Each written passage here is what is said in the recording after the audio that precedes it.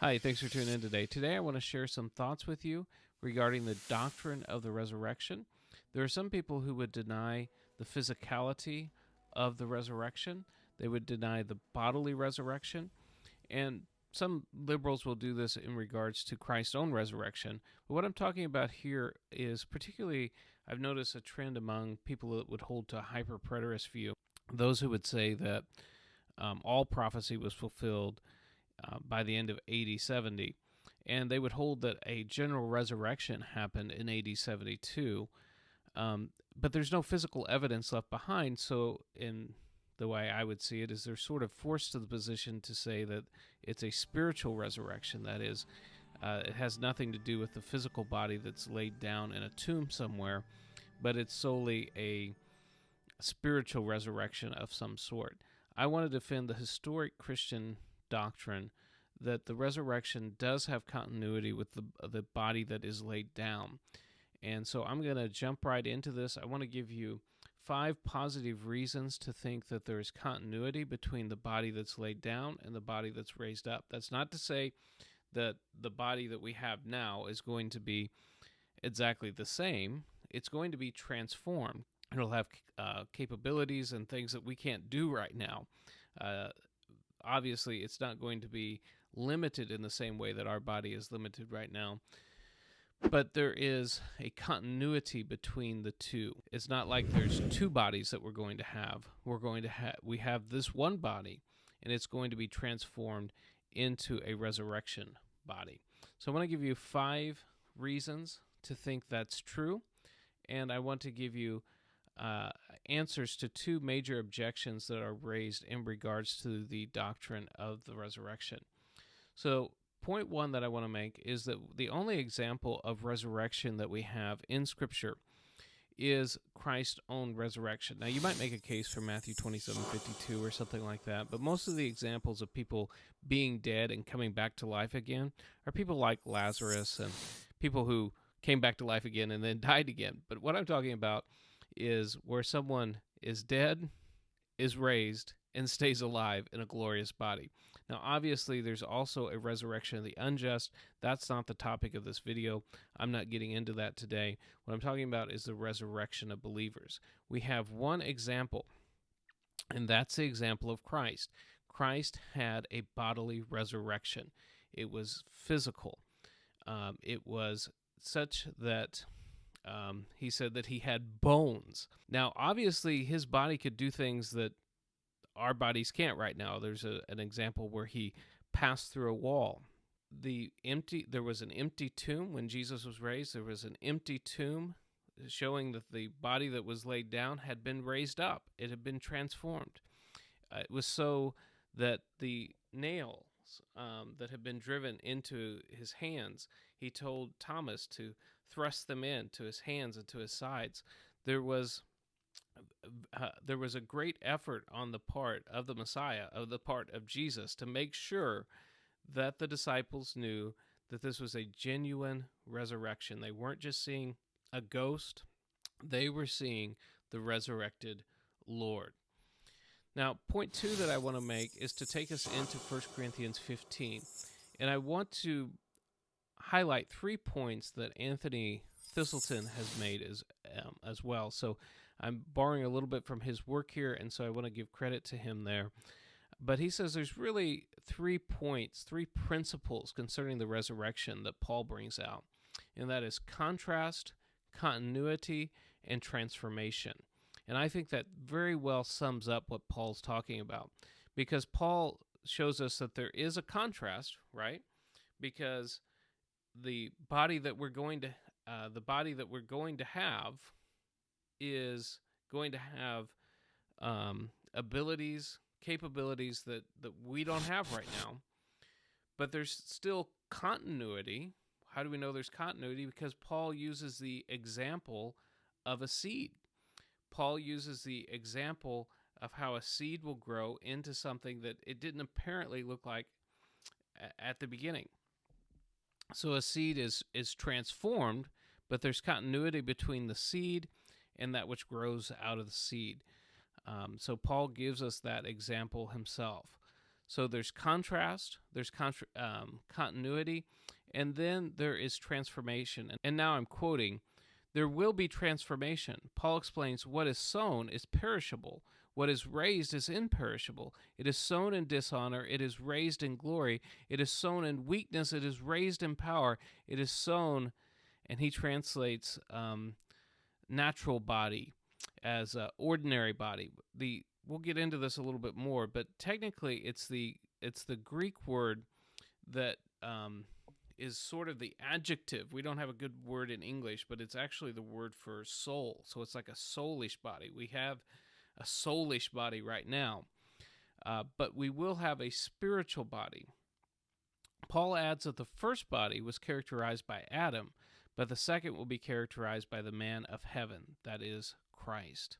So there is contrast, continuity, and transformation. All of these things we get right out of 1 Corinthians 15, and Paul makes it explicitly clear in 1 Corinthians 15 that our resurrection is going to be like Christ's resurrection. We can have confidence in our resurrection because Christ has indeed been raised from the dead.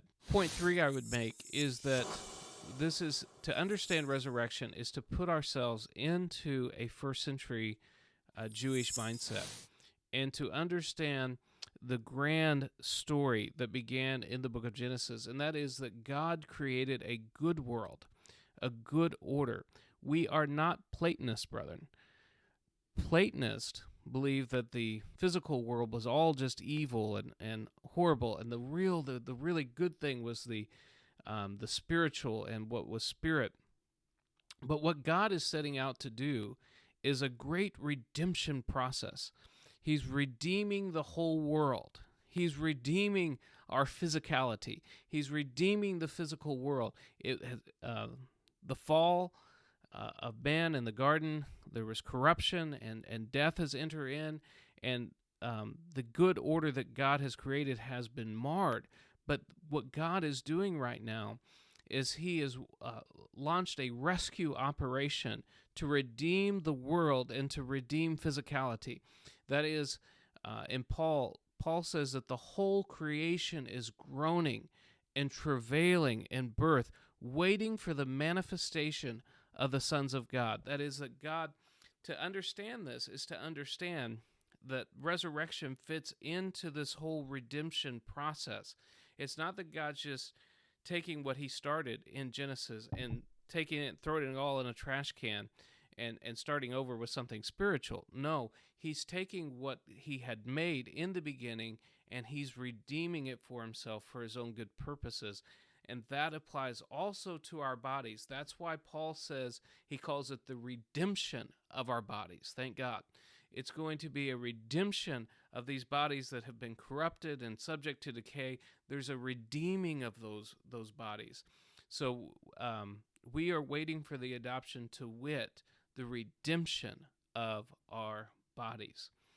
Point number 4, I would say that the word resurrection, and N.T. Wright has done a massive word study just on the word resurrection itself.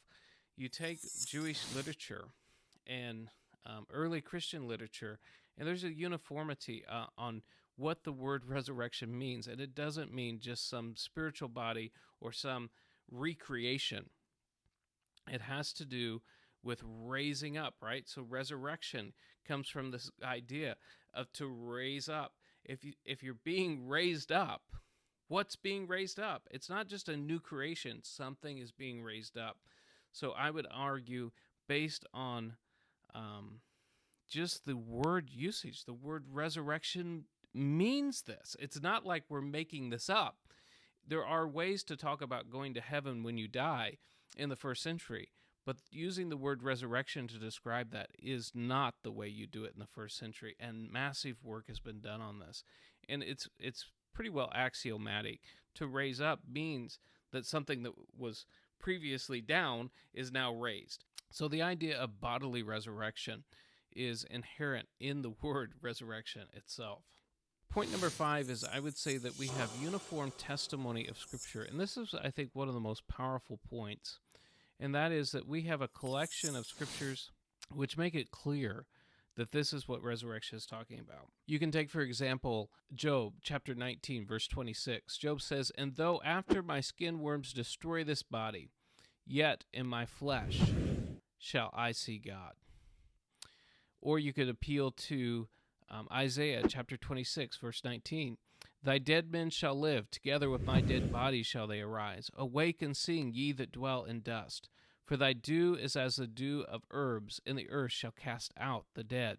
The earth shall cast out the dead. This is an idea of actual resurrection. This isn't recreation or going to heaven when you die. It's the earth casting out her dead. You could look at Daniel 12:2. "And many of them that sleep in the dust of the earth shall awake." It's the ones that are sleeping in the dust that awake. Some to everlasting life, and some to shame and everlasting contempt. Then you can look in the New Testament, in John chapter 5. It says, "Verily, verily, I say unto you, the hour is coming, and now is, when the dead shall hear the voice of the Son of God, and they that hear shall live. For as the Father hath life in himself, so hath he given to the Son to have life in himself. And he hath given him authority to execute judgment also, because he is the Son of Man. Marvel not at this, for the hour is coming, in the which all that are in the graves," those that are in the graves, "shall hear his voice, and shall come forth." They're coming forth. Where are they coming forth from? From the graves. Just like Jesus, in his resurrection, left an empty tomb behind, so Christ believers, when they're raised up, will come forth from the graves, leaving empty tombs behind them. Okay. Also in John, and this is the Father's will. I'm in John 6, "And this is the Father's will which hath sent me, that all of which he hath given me I should lose nothing, but should raise it up again at the last day." This is a concept of raising, not just recreating ex nihilo or some sort of concept of just going to heaven when you die. All right, and then, of course, we've talked about 1 Corinthians 15. Now I want to take you to Revelation chapter 20. And it says, "And the sea gave up the dead which were in it, and death and hell delivered up the dead which were in them, and they were judged every man according to their work. And death and hell were cast in a lake of fire." And so this is the biblical concept of resurrection. People coming out of the sea, people coming out of the graves. This is what Scripture teaches. Now, I want to take you to a final Scripture, which I think just nails this down. Romans chapter 8, "But if the Spirit of him that raised up Jesus from the dead dwell in you, he that raised up Christ from the dead shall also quicken your mortal bodies." He's going to make these mortal bodies come alive again. "He shall quicken your mortal bodies by a Spirit that dwells in you." So those that are filled by the Spirit of God will be resurrected. Their mortal bodies will be made alive again, and they will experience the joy of the resurrection. Now, I said I would address two objections to this concept of resurrection. One is Paul refers to, he says it's sown a natural body, it's raised a spiritual body. So people latch onto that and say, oh, it's a spiritual body, so, it's not physical. Well, if you understand how Paul is using the word spiritual, you won't think that. So just go into what Paul has talked about in 1 Corinthians when he talks about the difference between a spiritual man and a carnal man, right? So I told you at the beginning of this video that when he says that it's a natural body, that's literally in Greek, we don't have an adjective like this, but it's a soulish body. So right now, we have a natural body, a soulish body. My question to you is, do you think that means it's composed of the soul? Like there's soulish things that are making up my body right now? Or is it being driven by soulish appetites? Look at how Paul uses the word spiritual elsewhere in 1 Corinthians, I think it's 1 Corinthians 2, what he talks about a spiritual man. What Paul is saying here is that we're going to have a body, a spiritual body that is a body, not just like our natural body isn't built up of soul parts. So our spiritual body isn't built up of spirit parts.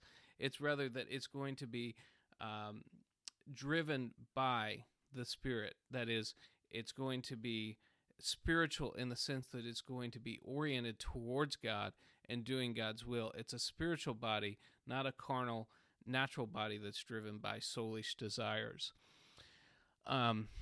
Objection 2. What about the bodies that completely are decomposed? There are examples we read from Revelation chapter 20 and verse 13 where there's bodies that have gone into the sea and they're completely decomposed. Many bodies have completely turned to ash and left no trace of them. And to that, the early church fathers wrestled with this. They wrote elaborate treatises on what could happen and how God could handle all that. For me, it's enough to know that God knows every single molecule on the planet. He knows every single molecule, knows where it's at, and if God, and God's going to do whatever pleases him. So for the bodies that have completely decomposed, God knows every location of every atom in their body, and he'll reconstitute and reuse what he wants to do. He'll do whatever pleases him in those regards. So I think we've got good grounds for thinking that the resurrection body that we will have will be a transformed, glorious body, enhanced with glorious capabilities. And I think it was N.T. Wright that said that you've heard about people who are dying on their deathbed, and we talk about them being a shadow of their former selves. Well, the truth is that when you look at yourself in the mirror right now and you're a true follower of Christ, you are only a mere shadow of what your future self shall be. You're going to be transformed with a glorious body. As Paul says, he's going to change our vile bodies or our lowly bodies that it might be fashioned like unto his glorious body.